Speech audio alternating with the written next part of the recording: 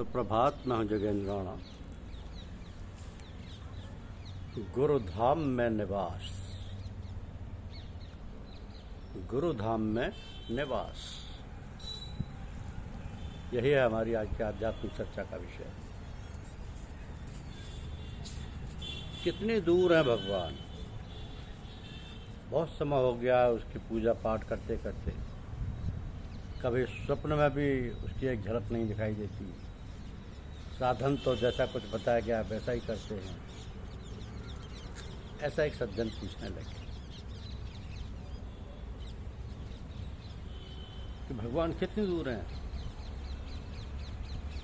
जब उनसे पूछा कि अच्छा ये बताओ कि तुम्हारे भाई बंधु पुरुष और वो संसार की वस्तुएं जिनसे आप प्रेम करते हैं, जो आपको अच्छी लगती हैं,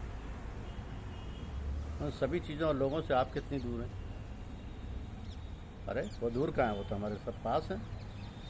उन्हीं में तो हम रहते हैं, उन्हीं में तो रस्ते बसते हैं, उन्हीं से तो हमारा जीवन है। भला उनके बिना हम कैसे रह सकते हैं। उन्हीं के लिए तो हमारा जीवन है, उन्हीं के लिए तो हम अथक परिश्रम करते हैं, कमाते हैं, सेवा शुश्रूषा करते हैं। उन्हें सुखी देखकर ही हमें सुख और आनंद मिलता है। उन सबसे अलग होकर तो जीवन शुष्क और नीरस हो जाता है। जीवन का आधार ये सब जन और वस्तुएं ही तो हैं। उन सज्जन ने उत्तर दिया।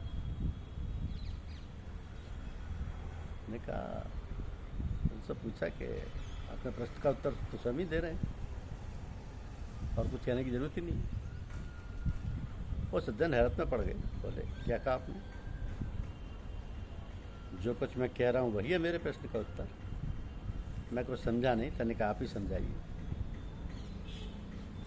हम तो मूर्ख हैं, समझाने की कृपा कीजिए।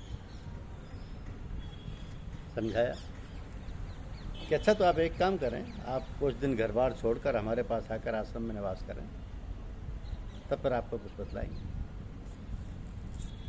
ठीक कहते हैं आप, किंतु एक बात है कि घर बार छोड़कर अकेले कैसे रहेंगे। छोटे छोटे बालकों को कौन देखेगा भालेगा। गाय भैंस और बैलों की कौन देख रेख करेगा। लड़के तो सब अपने काम पर ऑफिस चले जाते हैं, हमें ही सब देखभाल करनी पड़ती है। कैसे सब छोड़कर आपके पास रह सकते हैं। उन्होंने सफाई बताया फिर कि फिर तो आप ही सोचे समझे और विचार करें कि जब से आपने जन्म लिया है तब से अब तक क्या किया है। बचपन में आप खूब खेले, बड़े हुए तो पढ़े लिखे, नौकरी चाकरी की, खेती बाड़ी की, विवाह किया, बच्चे पैदा किए, उनको पढ़ाया लिखाया, नौकरी कराई। अब उनके भी बच्चे हैं, अब आप रिटायर्ड हैं, बूढ़े हो गए हैं, अपने लड़कों के बच्चों को खिलाते पिलाते हुए देखभाल करते हैं। जब से आप पैदा हुए हैं तब से आप अब तक अपने शरीर और अपने परिवार की देखरेख और पालन पोषण में लगे हैं। सारा जीवन आपने सांसारिक कामकाज में लगाया है।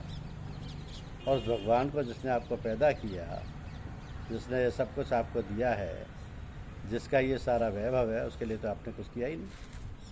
ना उसके नाम पर कुछ किया और ना कुछ दिया। अब कुछ दिन से थोड़ा साधन भजन करते हैं, वो भी पूरे मनोयोग से नहीं। जब भी थोड़ी देर के लिए पूजा पर बैठते हैं तब भी यही धुन रहती है कि बड़ी देर हो गई, ये काम बिगड़ रहा है, वो काम करना है, ये काम कर इत्यादि। तो थोड़ी देर को भी भगवान के लिए आप सब कुछ छोड़ नहीं सकते, भूल नहीं सकते। और पूछते हैं कि कितनी दूर है भगवान। बहुत समय हो गया पूजा करते हुए। भाई जरा सोचो, सारा जीवन बीत गया संसार के कामों में, बाल बच्चों में, और क्या मिला उसके बदले में? कुछ भी तो नहीं। मोर फसाट, झाड़ फटकार, ये सुनना कि ये काम नहीं हुआ, वो काम नहीं हुआ। फिर भी आप इतने मस्त हैं, इतने लिप्त हैं कि उन्हें छोड़ नहीं सकते। तो क्या मरते वक्त ये सब या इनमें से कुछ आपके साथ जाएगा या साथ देगा? ये सब जानते हैं कि कोई ना तो साथ देगा और ना ही साथ जाएगा। तो आप जितना अधिक लिप्त हैं संसार में, उतना ही भगवान आपसे दूर है। जब आप उन लोगों से दूर होते जाएंगे, भगवान आपके पास आते जाएंगे। जब भगवान के पास होंगे तो सब कुछ और सारे संबंधी, स्त्री, धन, दौलत, कुछ भी नहीं होगा आपके साथ।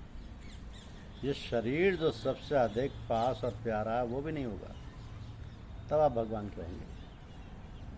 तब त्याग और तपस्या करके आप सबसे विरक्त होते जाएंगे, भक्त और योगी बन जाएंगे, भगवान को पा जाएंगे। तब पर सारा ऐश्वर्य, दृश्य जगत और उसके परे जो कुछ है सब आपके अधिकार में ही हो जाएगा। लेकिन ये सब कुछ कल्पना की उड़ान से नहीं होगा।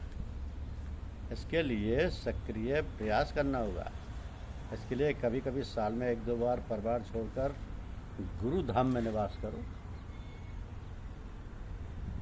कभी कभी साल में 1-2 बार घर बार छोड़कर गुरु धाम में निवास करो, सत्संग करो और उतने दिन के लिए सब कुछ भुला दो।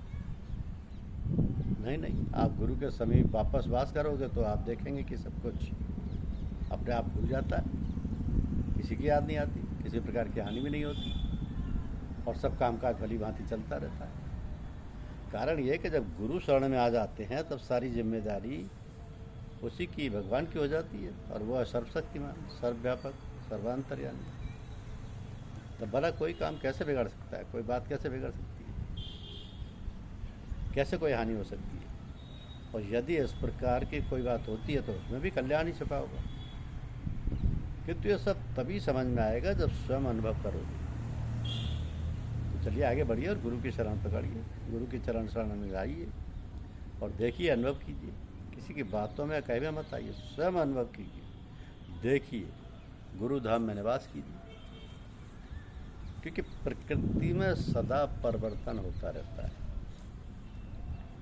प्रकृति की गतिविधि का अपना एक नियम है, एक धारा है जो सदा प्रवाहित होती रहती है। जैसे उसकी आवश्यकता होती है उसी प्रकार वो अपना रुख उलटती पलटती बदलती रहती है। तो सारे जीव जंतु उस नियम और धारा के प्राकृतिक प्रभाव में बहते रहते हैं।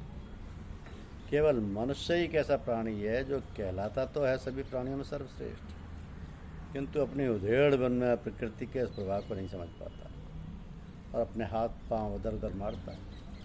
यदि नदी की धारा की दिशा में तैरा जाए तो बड़ा आसान होता है और यदि उल्टी धारा में तैरा जाए तो बड़ा कठिन होता है। तो इसी प्रकार यदि हम सांसारिक कार्यकलापों में इस धारा को, इस गतिविधि को समझ लें और उसी के मुताबिक कार्य करने लगे तो बड़ी सहूलियत और आसानी रहती है।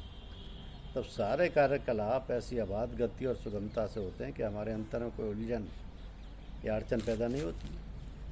तो हम अपने आप को इतना ढीला छोड़ दें कि परिवर्तन की जो रीति और नीति है वो स्वयं भी अपना कार्य करती रहे, या फिर इतनी समझ बूझ उत्पन्न कर लें कि उसकी निरख परख कर अपने आप को उसी प्रकार मोड़ते रहें। लेकिन ऐसा करना या होना कठिन है, क्योंकि हमारा दिल और दिमाग इतना विकृत हो गया कि हम अपनी गतिविधियाँ में इतने फंसे और उलझे हैं कि हमको सोचना समझने की शक्ति खो बैठे हैं।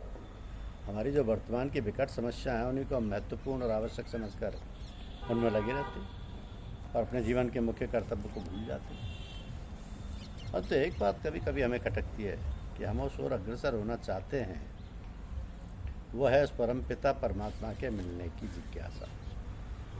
परंतु दुनियादारी के झमेले हमें इधर उधर घुमाते रहते हैं। बात यह है कि ये तो बिल्कुल ही उल्टी धार है। मन की जो धार है उसके विपरीत जाना, ये देखने, कहने व कल्पना करने में बहुत विकट व कठिन कार्य लगता है। परंतु जब हम किसी बहुत तैराक के देखरेख में तैरना सीखते हैं तब वो बड़ा सरल और भय रहित हो जाता है, क्योंकि तब हमें सांत्वना रहती है कि सिखाने वाला मास्टर कुशल है और हमारे डूबने की कोई आशंका नहीं। यही है आत्मपथ पर चलने की सरल और सुगम रीति। जब हमें ऐसे समर्थ कुशल गुरु मिल जाते हैं तब वे संसार की सारी विघ्न बाधाओं और झंझटों से निकाल कर पार कर देते हैं।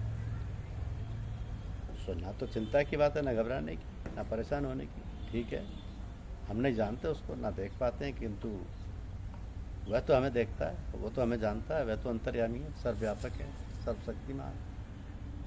तो बस कहीं आने जाने की जरूरत नहीं, उसकी लगन लगाओ, उसकी सच्चे हृदय से याद करो। वह स्वयं हमारी कठिनाइयों को दूर करे और जिस प्रकार की आवश्यकता होगी पूरी करेगा। यदि वास्तव में हमें पथ प्रदर्शक की आवश्यकता है तो मिलेगा, जरूर मिलेगा। जिन खोजा तिन पाइयाँ, गहरे पानी बैठ। तो सत्संग ही एकमात्र उपाय है, युक्ति है, जिससे हमारी दुनियादारी भी ठीक चलती रहे और हम उसके बंधन में भी ना फंसें। कुछ करने धरने की जरूरत नहीं है, सच्चे गुरु की आज्ञा का पालन करो। धन्यवाद।